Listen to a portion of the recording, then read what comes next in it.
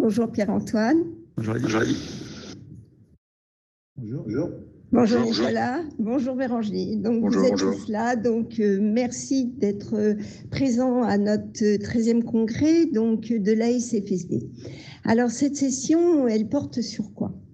Elle porte sur un partenariat fort qui s'est mis en place entre la Société française de santé digitale, l'École des mines d'Alès et la section, je ne sais pas si on dit section, recherche et développement de CGD.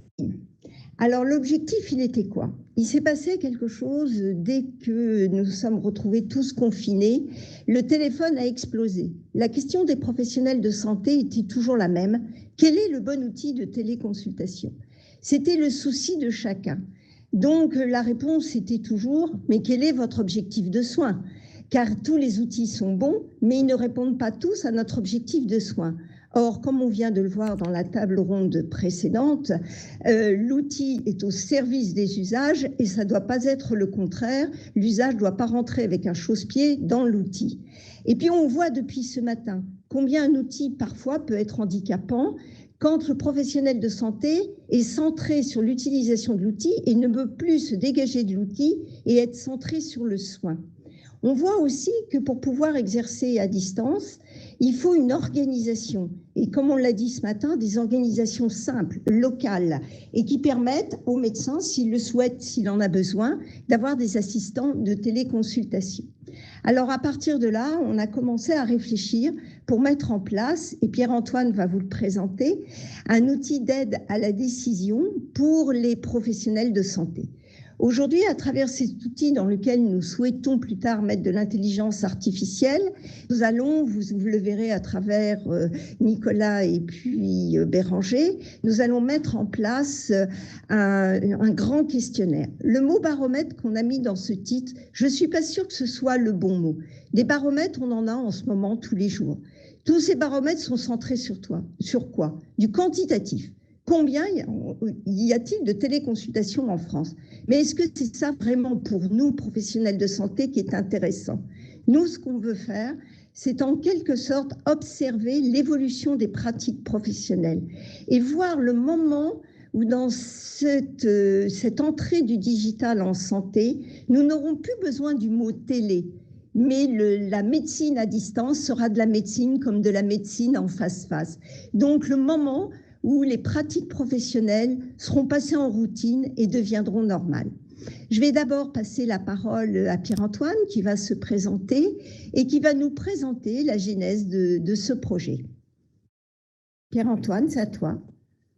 Alors bonjour à tous, merci Lily. Alors peut-être qu'il faudra couper ton micro. Ah pardon, excusez.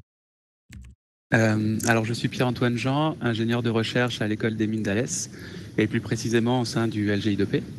Alors, c'est vrai que lors du premier confinement, j'ai participé à un groupe de travail dont l'objectif était de réaliser un outil d'aide à la décision afin de recommander des familles de fonctionnalités liées aux outils de la télémédecine pour répondre aux besoins des praticiens.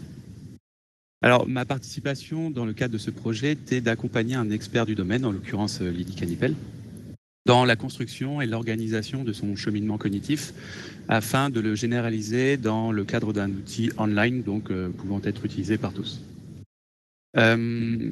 Pour ce faire, notre méthodologie s'est construite autour de 3 grandes étapes qu'on peut voir sur la diapo. Alors la modélisation, la transformation et l'implémentation graphique de l'outil. Alors concernant la partie modélisation, nous avions besoin d'un outil simple permettant de représenter facilement et graphiquement le cheminement cognitif de l'expert. L'aspect graphique a été un point important car ça nous a permis en fait d'avoir une meilleure communication au travers d'un support en commun sur lequel partager et débattre. Ce qui n'est jamais forcément évident au sein des projets pluridisciplinaires dans lesquels des fois le vocabulaire peut résonner différemment selon les personnes. L'aspect collaboratif était également un point important pour co-construire le modèle dans les meilleures conditions. Et au travers de ces différentes contraintes, nous nous sommes orientés vers un outil qui s'appelle diagramme.net et qui nous a permis en fait d'obtenir ce type de représentation, comme vous pouvez le voir sur la diapo, et qui retrace ici le graphe que nous avons co-construit et qui représente le cheminement organisé donc de l'expert.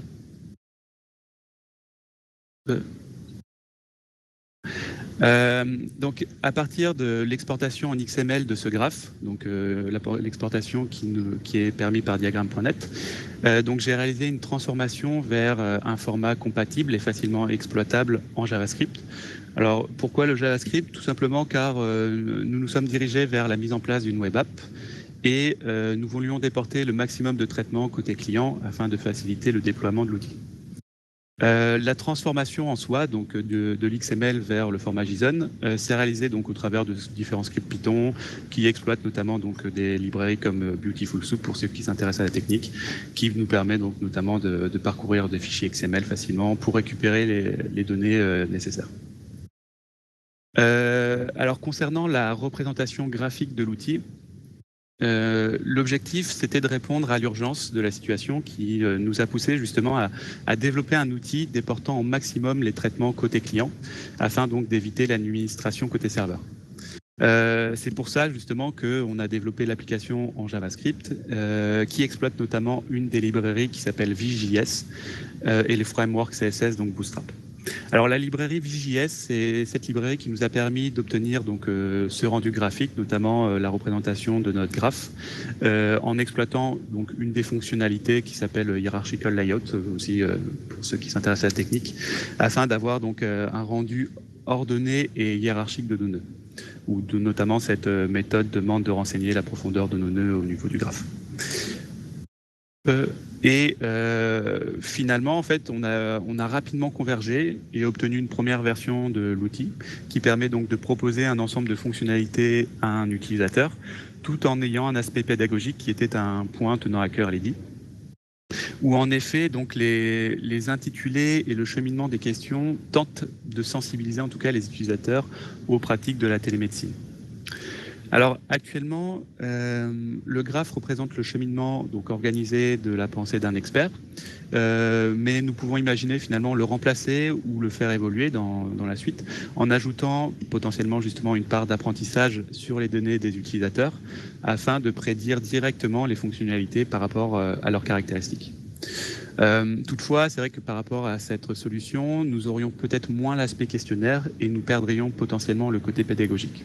Donc pour l'instant, ce sont des questions qui sont actuellement en cours de réflexion pour peut-être prochainement mettre en place une version 2.0 de l'outil. Voilà.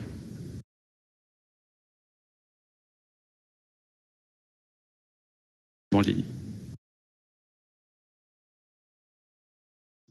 Oui, merci Pierre-Antoine. Donc, comme vous l'avez vu, les messages qu'on a voulu vous faire passer, c'est que nous souhaitions que cet outil soit pédagogique, que cet outil parte d'une réflexion, quel est mon objectif de soin, et ne pas apporter une solution commerciale, mais apporter une solution réfléchie par rapport à mon objectif de soin, quelles sont les fonctionnalités dont j'ai besoin pour pouvoir soigner agréablement, en toute sécurité, mon patient et répondre à tous les objectifs de soins chaque fois que celui-ci va changer lorsque je suis dans l'exercice de ma profession. Je vais passer maintenant la parole à Nicolas. Nicolas qui va vous parler du tableau et de l'analyse qui avait été faite et mis en place à la DGOS et que l'on a analysé, j'allais dire, pendant ce confinement. Nicolas? Oui, merci. Alors, nous, ce qu'on a fait, c'est qu'on a pris un tableau qui répertoriait la plupart des outils de télémédecine avec différentes caractéristiques que ces outils proposaient. Et on a du coup fait une cartographie des fonctionnalités de manière à proposer aux utilisateurs les outils qui leur correspondent le mieux en termes de pratique médicale et donc de besoins de fonctionnalités. Car souvent, les utilisateurs, apparemment, n'ont pas conscience de leurs réels besoins. Donc, c'est un peu un outil de recommandation, justement en se positionnant d'un point de vue strictement non commercial, mais en termes de fonctionnalité. Vous avez telle pratique médicale, il vous faudra un outil qui a ces fonctionnalités-là. Donc pour ça, on a utilisé des données relatives aux outils et on est en train de réfléchir à utiliser des données issues de questionnaires aux utilisateurs, éventuellement aussi de données croisées avec des données médicales, de pratiques, de manière à... alors on a fait des petites études, on a clusterisé les outils, mais on aimerait aussi clusteriser les utilisateurs de manière à prédire, alors ça on a déjà commencé à le faire, à prédire leurs besoins en fonction de leurs pratiques. Enfin, il y a plusieurs façons de poser le problème, mais voilà.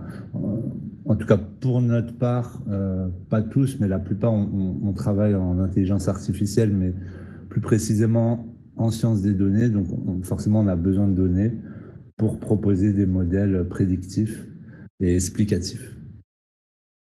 Voilà, si j'ai oublié quelque chose, n'hésitez pas à me le dire. Non, merci Nicolas.